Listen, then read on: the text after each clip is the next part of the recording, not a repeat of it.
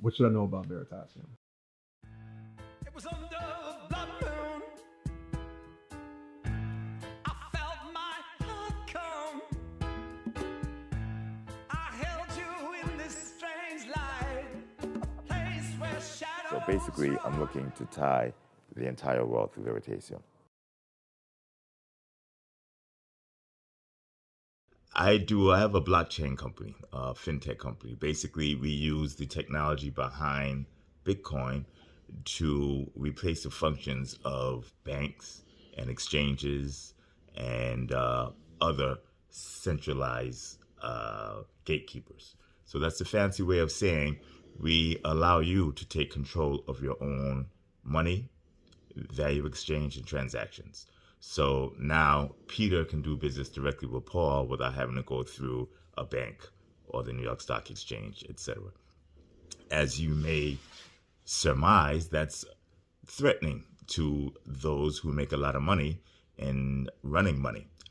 So what I'm going to do today, or what I was asked to do today, was to go over a lesson that would be pertinent to someone who's creating a vision board. And I'm going to discuss money. Okay, in order to have a fruitful discussion of money, first we have to have a consensus on what it is we're talking about. So I would like 3 or 4 people, or 4 or 5, or everybody to jump in. Just tell me, what do you think, or more importantly, what do you know money is? Does anybody know what it is? We have people type in the chat. Somebody said stock trading. Somebody said proxy. Okay. And somebody said form of exchange. Okay, so it would be difficult to do it with the chat because I'm sitting, away from the computer. So unless it gets rude, unless it gets out of hand, please just unmute your mic and give me an answer. So what do you think money is? Form of exchange. Money is a form of exchange. Okay, can you expand that? It's a way to exchange for goods and services. Okay, It's a tool used to exchange goods and services. okay, that's a good answer. Anybody else? I would say it's a vehicle to take you where you want to go. Okay, and anybody else? I want a variety of opinions because this is very important. For us to have a discussion about money, we all have to agree on what it is. So far we have 3 answers and they're all fairly different. Somebody said money is a source that allows you to help or do or achieve what you want in life. Okay, that's a common answer.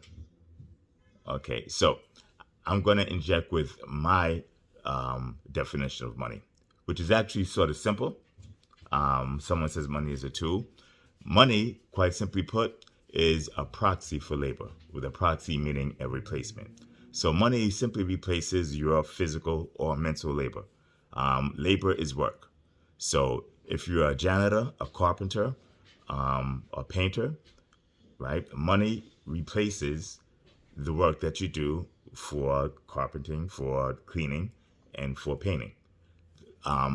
If you're an accountant, if you're a lawyer, or if you're a doctor, money replaces the time that you would spend, doing medical work, counting debits and credits and spreadsheets, doing taxes, etc. Okay, so with that in mind, okay, if you think of money as a proxy for labor, it makes it very, very easy for you to value money in comparison to time. So if money is a proxy for labor, and if someone who has a lot of money or access to a lot of money is wealthy, well then how can you tell when you're wealthy if money is a proxy for labor? And simply put, you are wealthy when you no longer have to labor for money. So let's suppose I made $50,000 a year. Okay. After taxes, it comes out to $30,000 a year. And then after all of my expenses, everything is paid, I get to keep $10,000 a year. Okay. That first year, instead of taking that $10,000 and spending it on iPhones or Yeezys or, whatever you would spend money on, okay, that does not retain its value and produce income, I decide, and I make this $50,000 a year by being, let's say, janitorial services. Okay, I take that $10,000 and I hire somebody else who's also well skilled at janitorial services. I hire him, right, at whatever he makes per hour. I spend that $10,000 on him, but I then hire him out to somebody else. So if he makes $20 an hour, I take my $10,000 and I buy his services at $20 an hour, but then I hire him out at $30 an hour. Now I took that $10,000 and I'm making $10 an hour on it for as many hours as it spends, as it buys. Okay, so the following year I make $50,000. Okay, after all taxes or all my expenses, I have $10,000 left. Okay, but I also have an additional $10,000 from the profits of the guy who I hired out. Now I have $20,000 a year too, where the person who bought the Yeezys, the iPhones, etc., has zero, unless they use credit cards. Then they're negative. Year 3, right?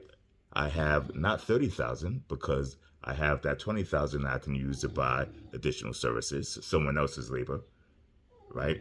And I add the next $10,000 from the third year. So if you notice, my money grows, but it doesn't grow in a straight line. It grows like this.